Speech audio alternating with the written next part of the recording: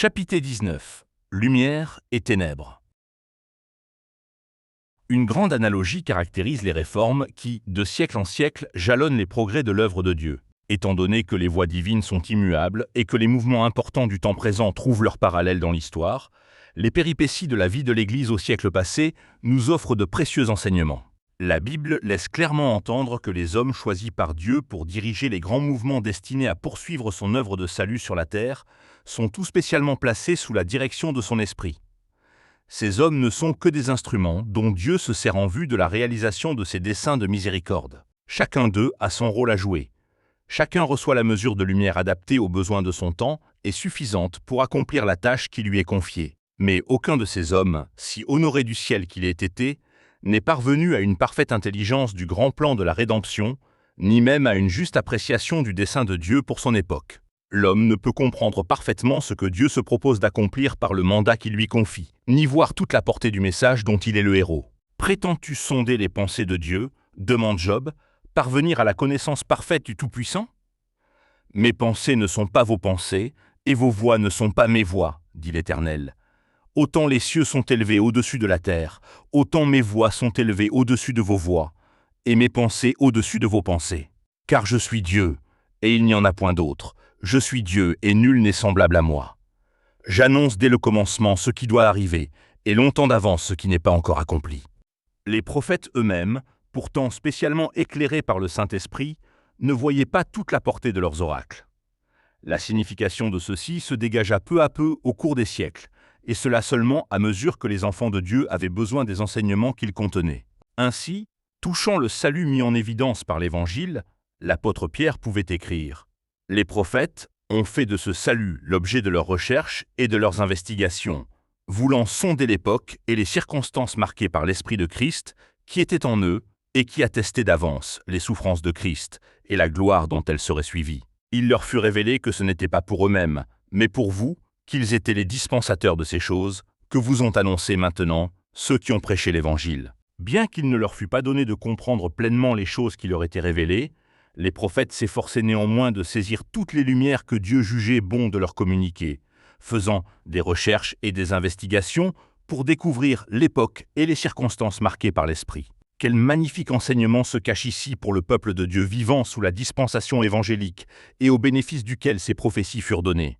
Il leur fut révélé que ce n'était pas pour eux-mêmes, mais pour vous qu'ils étaient les dispensateurs de ces choses. Les voyez-vous, ces serviteurs de Dieu, scrutant diligemment des révélations destinées aux générations à venir? Comparez leur saint zèle avec l'indifférence que notre époque favorisée manifeste à l'égard du don céleste.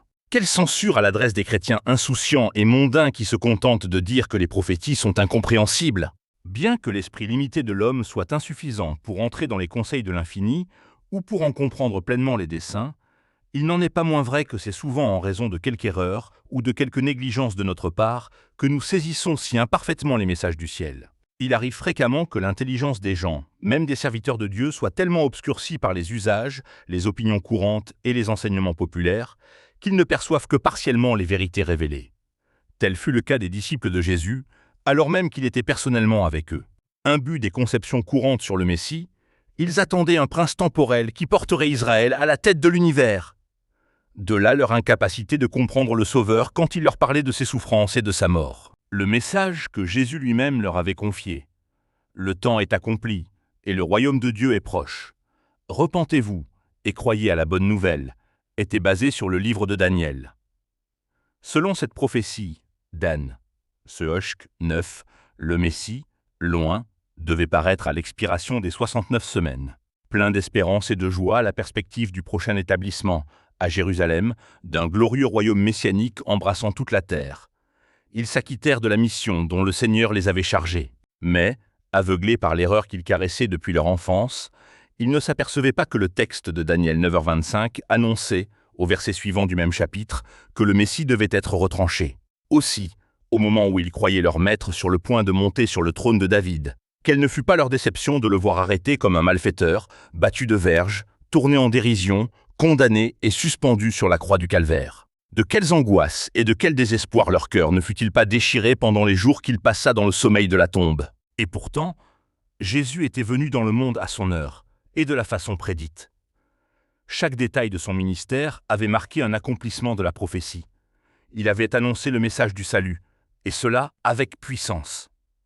Ses auditeurs avaient été convaincus qu'il venait du ciel, tant la parole que l'Esprit de Dieu avait attesté la divinité de sa mission. Restés attachés à leur maître bien-aimé par les liens d'un indéfectible amour, les disciples furent pourtant envahis par l'incertitude et le doute.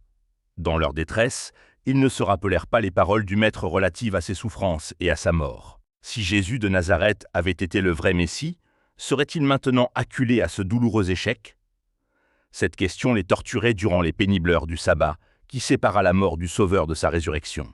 Enveloppés par une obscurité impénétrable, les disciples ne furent cependant pas abandonnés au désespoir. Un prophète avait écrit « Si je suis assis dans les ténèbres, l'Éternel sera ma lumière. Il me conduira à la lumière, et je contemplerai sa justice. Même les ténèbres ne sont pas obscures pour toi. La nuit brille comme le jour, et les ténèbres comme la lumière. » Et Dieu avait dit « La lumière se lève dans les ténèbres pour les hommes droits. Je ferai marcher les aveugles sur un chemin qu'ils ne connaissent pas. Je les conduirai par des sentiers qu'ils ignorent. Je changerai devant eux les ténèbres en lumière et les endroits tortueux en plaine.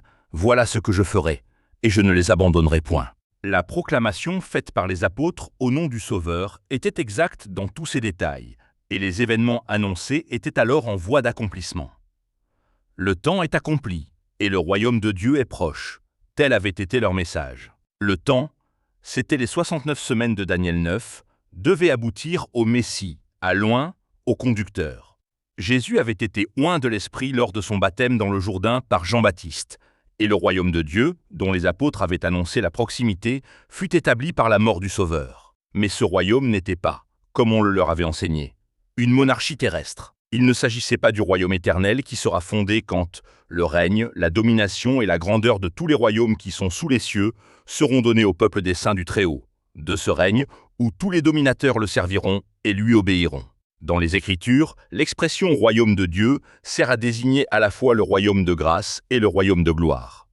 Le royaume de grâce est mentionné par saint Paul dans l'Épître aux Hébreux. Après avoir appelé l'attention sur un Sauveur capable de compatir à nos faiblesses, l'apôtre dit « Approchons-nous donc avec assurance du trône de la grâce, afin d'obtenir miséricorde et de trouver grâce pour être secourus dans nos besoins. » Or, un trône supposant nécessairement un royaume, le trône de la grâce représente le royaume de la grâce. Dans plusieurs de ces paraboles, le Sauveur se sert de l'expression « royaume des cieux » pour désigner l'œuvre de la grâce divine dans les cœurs. De même, le trône de la gloire représente le royaume de la gloire, et c'est à ce royaume que le Sauveur fait allusion quand il dit « Lorsque le Fils de l'homme viendra dans sa gloire, avec tous les anges, il s'assiera sur le trône de sa gloire. Toutes les nations seront assemblées devant lui. » Ce royaume est encore à venir et ne sera établi qu'à la seconde venue de Jésus-Christ. Le royaume de la grâce date de la chute de l'homme, époque où Dieu traça le plan de la rédemption d'une race coupable. Ce royaume a existé dès lors dans les desseins et en vertu des promesses de Dieu. Mais ce royaume, dont on devenait sujet par la foi, n'a été définitivement confirmé qu'à la mort du Sauveur. En effet, même après être entré dans son ministère terrestre, Jésus aurait pu, lassé de l'ingratitude et de l'obstination des hommes, reculer devant la croix du Calvaire. En Gethsémanée, où la coupe amère trembla dans sa main, il aurait pu encore essuyer la sueur de sang ruisselant sur son front et laisser notre monde révolté périr dans ses iniquités. C'en eût été fait alors de la rédemption de l'humanité. C'est quand le Sauveur eut donné sa vie, lorsqu'il s'écria, en expirant « Tout est accompli », que le plan de la rédemption fut définitivement assuré. La promesse du salut faite au couple désobéissant de l'Éden fut ratifiée, et le royaume de grâce, qui jusqu'alors n'existait qu'en vertu de la promesse de Dieu, était fondé. Ainsi la mort du Sauveur, que les disciples envisageaient comme la ruine définitive de toutes leurs espérances, confirma au contraire celle-ci pour l'éternité. Si elle fut pour eux un cruel désappointement, elle prouva de façon péremptoire l'exactitude de leurs croyances. L'événement qui les avait plongés dans le désespoir était celui-là, même qui ouvrait à tous les fils d'Adam la porte de l'espérance, celui dont dépendait la vie future et le bonheur éternel des fidèles de tous les siècles. Les desseins, issus d'une miséricorde infinie, s'accomplissaient ainsi en dépit de la désillusion des disciples. Leur cœur avait été gagné par la grâce divine et par la puissance des enseignements de celui dont il pouvait être dit « Jamais homme n'a parlé comme cet homme ». Néanmoins, à l'heure pure de leur attachement pour Jésus, se mêlait le vil alliage de visées mondaines et d'ambitions égoïstes. Dans la chambre haute où ils prenaient leur dernière Pâque, À l'heure solennelle où les ombres de Gethsémanée s'étendaient déjà sur leur maître, les disciples s'étaient querellés pour savoir lequel d'entre eux devait être estimé le plus grand. Ils songeaient à un trône et à une couronne terrestre, alors que se préparait l'agonie de Gethsémanée et la croix du calvaire. Leur orgueil et leur soif de gloire terrestre, entretenant dans leur cœur les erreurs du temps, les avaient exposés à méconnaître les paroles du Sauveur sur la véritable nature de son royaume et à oublier la prédiction de ses souffrances et de sa mort. Et ces erreurs avaient abouti à l'épreuve dure, mais nécessaire, qui les ramena dans la bonne voie. Quoique les disciples se fussent mépris sur le sens de leur message et eussent vu leur attente frustrée, ils avaient cependant prêché l'avertissement divin et le Seigneur allait honorer leur foi et récompenser leur obéissance. Aussi est-ce à eux que fut confiée la tâche de proclamer au monde entier la bonne nouvelle d'un Sauveur ressuscité. C'était pour les préparer à cette œuvre que le Sauveur avait permis cette amère leçon. Après sa résurrection, Jésus apparut sous l'aspect d'un étranger à 2 de ses disciples sur le chemin d'Emmaüs. Et, commençant par Moïse et par tous les prophètes, il leur expliqua dans toutes les Écritures ce qui le concernait. Émus et émerveillés, ces 2 disciples sentirent leur foi se ranimer avant même que Jésus se fût fait reconnaître d'eux. L'intention du Maître était d'éclairer leur entendement et d'asseoir leur foi sur la parole des prophètes qui est certaine. Ils désiraient que la vérité s'enracinât dans leur esprit, et cela moins en vertu de son témoignage personnel que grâce aux preuves incontestables fournies par les symboles et les ombres de la loi cérémonielle, comme aussi par les prophètes de l'Ancien Testament. Pour proclamer au monde la connaissance du Messie, il fallait que les disciples possédassent une foi intelligente. Or, comme source de leur enseignement, Jésus leur cita Moïse et les prophètes. Tel fut le témoignage rendu par le Sauveur ressuscité à l'importance des Écritures de l'Ancien Testament. Aussi, quel changement dans le cœur des disciples lorsqu'ils revirent le visage aimé de leur Maître. Ils reconnurent en lui, plus distinctement qu'auparavant, celui de qui Moïse a écrit dans la loi et dont les prophètes ont parlé. L'incertitude, l'angoisse, le désespoir firent place à une parfaite assurance, à une foi sans nuage. Quoi d'étonnant si, après son ascension, ils étaient constamment dans le temple, louant et bénissant Dieu. Les gens qui ne connaissaient que la mort ignominieuse du Nazaréen s'attendaient à lire sur le visage de ses disciples l'expression de la douleur, de la confusion, de la défaite. Ils y virent, au contraire, briller une joie triomphante. Mais, aussi, par quelle préparation n'avaient-ils point passé? Ils avaient subi l'épreuve la plus douloureuse qu'il fût possible d'imaginer, et avaient vu la parole de Dieu s'accomplir glorieusement, alors qu'à vue humaine, tout semblait perdu. Dès lors, rien ne put ébranler leur foi, ni tempérer l'ardeur de leur amour. Dans les afflictions les plus amères, ils jouirent d'un puissant encouragement. Leur espérance sera comme une encre de l'âme, sûre et solide. Témoins de la sagesse et de la puissance de Dieu, ils étaient assurés que ni la mort, ni la vie, ni les anges, ni les dominations, ni les choses présentes, ni les choses à venir, ni les puissances, ni la hauteur, ni la profondeur, ni aucune autre créature ne pouvait les séparer de l'amour de Dieu manifesté en Jésus-Christ, leur Seigneur. Dans toutes ces choses, s'écriait-il, nous sommes plus que vainqueurs par celui qui nous a aimés. La parole du Seigneur demeure éternellement. Qui nous condamnera? Christ est mort. Bien plus, il est ressuscité, il est à la droite de Dieu, et il intercède pour nous. Mon peuple ne sera plus jamais dans la confusion, dit l'Éternel. Le soir arrivent les pleurs, et le matin l'allégresse. Le jour de la résurrection, quand les disciples revirent leur Sauveur et écoutèrent ses paroles avec des transports de joie, quand ils contemplèrent cette tête, ses mains et ses pieds meurtris pour eux, quand, plus tard, Jésus les conduisit jusqu'à Béthanie et que, les mains levées sur eux dans un geste de bénédiction, il leur dit « Allez par tout le monde et prêchez la bonne nouvelle à toute la création. Et voici, je suis avec vous tous les jours jusqu'à la fin du monde. » Quand, 10 jours plus tard, le Consolateur descendit sur eux, les revêtant de la puissance d'en haut, et leur donnant la sensation ineffable de la présence de Jésus.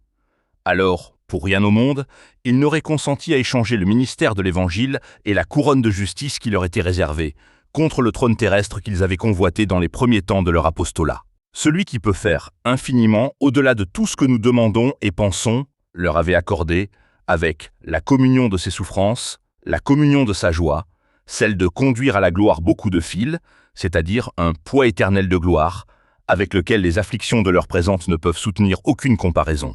L'épreuve des disciples qui prêchèrent l'évangile du royaume lors de la première venue du Seigneur a eu sa contrepartie dans l'histoire des prédicateurs de sa seconde venue.